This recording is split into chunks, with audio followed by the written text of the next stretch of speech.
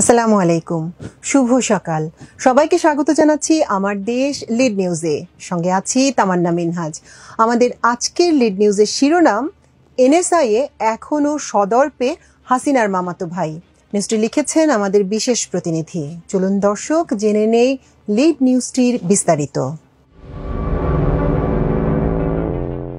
পতিত প্রধানমন্ত্রী শেখ হাসিনার ক্ষমতাধর মামাতো ভাই শেখ শাফিনুল হক লাবু জাতীয় নিরাপত্তা গোয়েন্দা সংস্থা এনএসআই এর যুগ্ম পরিচালক হিসেবে সিলেটে দাপটের সঙ্গে কাজ করে যাচ্ছেন। নির্ভরযোগ্য সূত্রে জানা গেছে, সিলেট বিভাগে রয়ের নেটওয়ার্কে যুক্ত থেকে তিনি কাজ করছেন এবং ভারতে অবস্থানরত শেখ হাসিনা ও বিভিন্ন বাহিনীর পলাতক কর্মকর্তাদের সঙ্গে নিয়মিত যোগাযোগ রক্ষা ও তথ্য আদান প্রদান করছেন। সূত্র জানায়, 2024 সালের 5 আগস্ট গণ অভ্যুত্থানে শেখ হাসিনা ভারতে পালিয়ে যাওয়ার পর 8 আগস্ট তৎকালীন NSI DG major general Mohammad Hossain Al Morshed তাকে নিরাপদ কর্মস্থল হিসেবে গোপনে সিলেটে বদলি করেন। সেই থেকে তিনি সিলেট বিভাগের দায়িত্বে আছেন। তাকে আড়াল করে রাখার জন্যই সেফ জোন হিসেবে দ্রুত সেখানে বদলি করা হয় বলে জানা গেছে। শেখ শাফিনুল হক লাবু 2012 সালে এনএসআই এর সহকারী পরিচালক হিসেবে যোগদান করেন।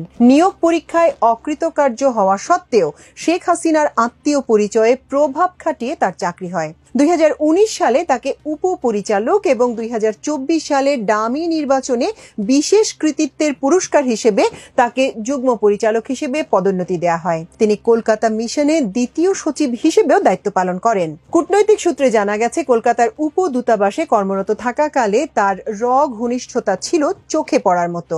এনএসআই এ বাছাইকৃত কর্মকর্তাদের ভারতে রয়ের প্রশিক্ষণের মূল সমন্বয় ও তদারকের দায়িত্বে ছিলেন তিনি। এজন্য তিনি বিশেষভাবে পুরস্কৃত হন।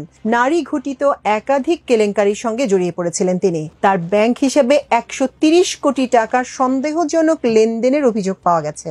শেখ পরিবারের সদস্য এই কর্মকর্তার বিষয়ে এনএসআই এ কোনো উচ্চবাচ্য নেই এবং কোনো ধরনের তদন্তের তৎপরতাও লক্ষ্য করা যায়নি। তিনি সম্ভবত বাংলাদেশে অবস্থানরত শেখ পরিবারের একমাত্র সদস্য যিনি ফ্যাসিস্ট শেখ হাসিনার পতনের পরও বহাল তবিয়তে দাপটের সঙ্গে এনএসআই এর মতো রাষ্ট্রীয় স্পর্শকাতর প্রতিষ্ঠানে কর্মরত। আওয়ামী লীগ সরকারের সময় এই কর্মকর্তার কাছে মহাপরিচালক সহ সরকারের অনেক দপ্তরের শীর্ষ কর্মকর্তারা অনেকটা অসহায় ছিলেন বলে অভিযোগ রয়েছে। ওই সময় তিনি এনএসআই এর অঘোষিত সম্রাট ছিলেন বলেও অভিযোগ পাওয়া গেছে। শেখ হাসিনার আমলে বেশিরভাগ সময় তিনি রাষ্ট্রপতি ও প্রধানমন্ত্রীর প্রোটেকশন টিমে দায়িত্ব পালন করতেন। পুলিশ সহ বিভিন্ন বাহিনীতে নিয়োগ বাণিজ্যের সঙ্গেও তার সংশ্লিষ্টতার অভিযোগ পাওয়া গেছে। ভারতে কর্মরত থাকাকালে বাংলাদেশের রাষ্ট্রীয় দিবসগুলো উদযাপনে ব্যাপক তৎপর থাকতেন তিনি।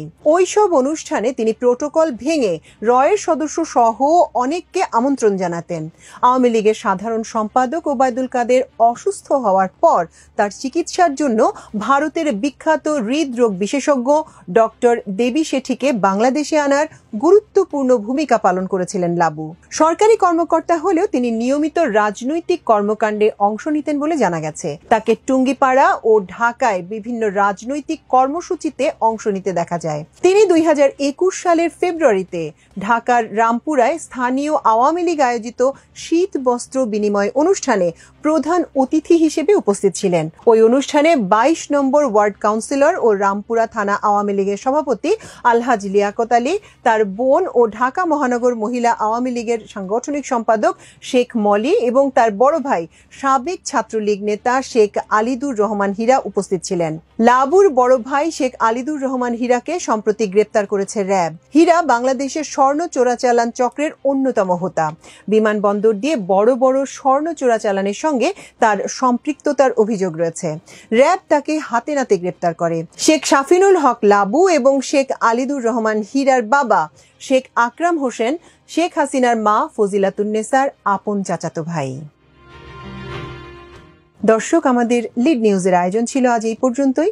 ইনশাল্লাহ আগামীকাল আবারও একই চ্যানেলে একই সময় আরেকটি লিড নিউজ নিয়ে আপনাদের সামনে হাজির হব। সে পর্যন্ত আল্লাহ আপনাদের সবাইকে ভালো রাখুন, সুস্থ রাখুন, সমৃদ্ধ রাখুন। এতক্ষণ সঙ্গে থাকার জন্য অশেষ কৃতজ্ঞতা। আল্লাহ হাফেজ।